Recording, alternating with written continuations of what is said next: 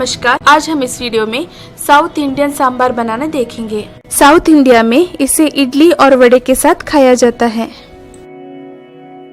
सांभर बनाने के लिए हमें प्याज और टमाटर इक्वल क्वांटिटी में लेने हैं। दोनों को बड़े टुकड़ों में काट लेना है। और हम लेंगे स्वाद अनुसार गुड़, स्वाद अनुसार नमक, 5-6 काली मिर्च, तिल, उड़द दाल, चना दाल, जीरा और खसखस सभी 1 बड़े चम्मच, कड़ी पत्ता 5-6 लाल मिर्च, धनिया 2 बड़े चम्मच, किसा हुआ नारियल 1 कप और धनिया के पत्ते। ये सांभर बनाने के लिए हम तूर दाल का इस्तेमाल नहीं कर रहे हैं।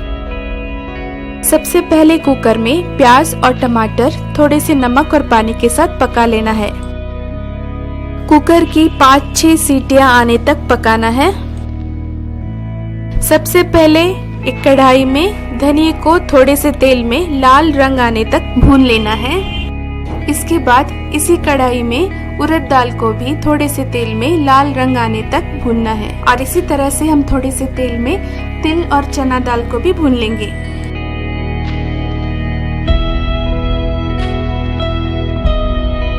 और इसी कढ़ाई में जीरा, काली मिर्च और करी पत्ता हल्की खुशबू आने तक भूनना है। इन्हें ज्यादा नहीं भूनना है। खसखस को सूखा ही थोड़ा सा लाल होने तक भूनना है। सूखी लाल मिर्चों को भी थोड़ी देर के लिए भून लेना है। और आखिर में किसा हुआ नारियल थोड़ा सा रंग बदलकर खुशबू आने तक भून लें।